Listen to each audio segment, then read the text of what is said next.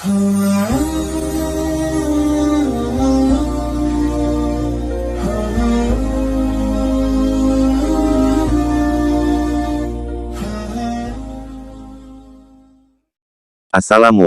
warahmatullahi wabarakatuh. Robisrohli sodri wa yassirli amri wahlul uqdatang milisani yafqahu qohuli. Amin. Kali ini saya akan membahas asal-usul kisah karomah Gus Mik. Beliau adalah seorang ulama yang karismatik. Mari kita simak video berikut ini, biar kita tidak salah faham menyikapinya. Gus Mik dikenal luas karomahnya sejak masih kecil, ternyata punya asal-usul yang luar biasa. Kiai Haji Jazuli Usman, ayah Gus Mik, sudah mengetahui gaya unik putranya yang berbeda dengan saudaranya yang lain. Sejak masih kecil, Gus Mik punya gaya khusus dan terlihat luas karomahnya yang disaksikan para kiai dan santri. Karena dikenal luas sudah nyentrik sejak kecil, Kiai Haji Jazuli Usman gelisah akan masa depan Gus Mik yang beda dengan saudara-saudaranya. Kiai Jazuli adalah pendiri Pondok Pesantren Al-Falah Ploso Mojo Kediri. Kiai Jazuli masyhur dengan kealimannya atas kitab kuning. Santri-santri didikan Kiai Jazuli menjadi ulama-ulama ternama di Indonesia.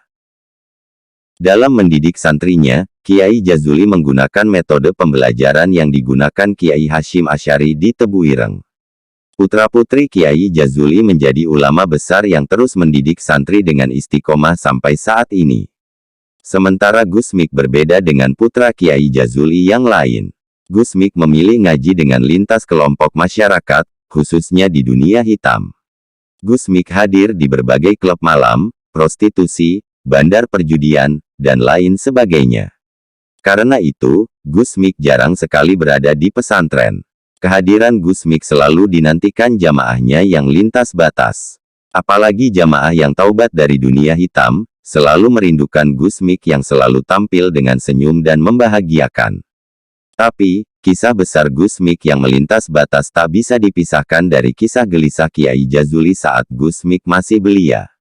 Dikisahkan, Gus Mik mulai dari bocah sampai belia sudah tampak tanda-tanda nyelenehnya. Tidak sedikit orang yang senang bahkan kesemsem pada beliau. Saat beliau mondok jarang beliau pulang, meski di bulan Ramadan. Anehnya, di pondok-pondok manapun yang beliau mondoki beliau tak pernah ngaji kitab yang serius dan anteng. Hanya tabarukan atau berkhidmat malah, beliau lebih banyak sowan-sowan ke kiai-kiai besar dan ziarah ke makam-makam para waliullah. Metode pencarian ilmu yang dilakukan oleh Gus Mik ini mustahil bisa didapat dalam sistem ajar-mengajar atau didaktik metodik pendidikan. Tapi fakta kesuksesannya cukup jelas dan elegan. Ketika Gus Mik masih mondok, tidak sedikit orang-orang yang sedekah beras, ayam-ayam, kambing-kambing bahkan ada sapi yang diberikan kepada Kiai Jazuli. Mereka bilang sama Kiai Jazuli, ini Kiai, untuk Gus Mik. Jika Gus Mik pulang preinan, liburan red, dari pondok, tolong ini sembelih. Saat Gus Mik pulang preinan dari pondok, di dalam Kiai Jazuli seperti ada acara besar. Ayam-ayam, kambing-kambing disembelih dan diolah demi kerawuhan Gus Mik. Dulur-dulur, saudara-saudara Gus Mik sedikit merasa, pada Kiai Jazuli. Tapi Kiai Jazuli paham dan ngerti pada anunya putra-putranya. Kira-kira andai dibahasakan, nya mereka bisa begini. Abah, kalau Kak Mik pulang dari pondok berpesta, nyembeli ini itu. Saat aku pulang dari pondok, sebutir telur pun tak disembelih. Oh padahal ayam-ayam, kambing-kambing dan sapi yang dibuat penyambutan itu justeru milik Gus Mik, dan Kiai Jazuli hanya melaksanakan pinta dari orang-orang yang bersedekah. Kiai Jazuli khawatir jangan-jangan nantinya Gus Mik dan dulur-dulurnya ada yang tak seperti cerita Nabi Yusuf dan dulur-dulurnya.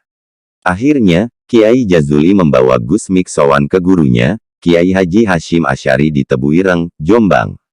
Ada apa, Li, kok kamu bawa Mik? Tanya Kiai Haji Hasyim. Ini Kiai, keberadaan Mik. Aku khawatir jangan-jangan setelah aku mati anak-anakku tak akur seduluran, jawab Kiai Jazuli.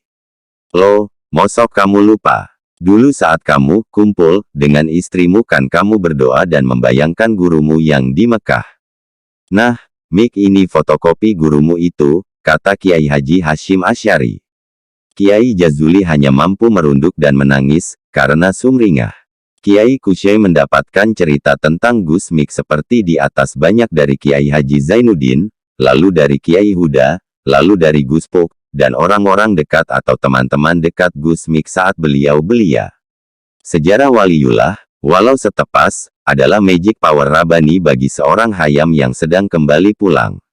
Saat kita tak kuasa jadi Waliullah, kita harus dekat pada Waliullah, agar selalu dan selalu bersama Waliullah. Dijelaskan dalam kitab Al-Maksyaroh karangan Imam Sayuti.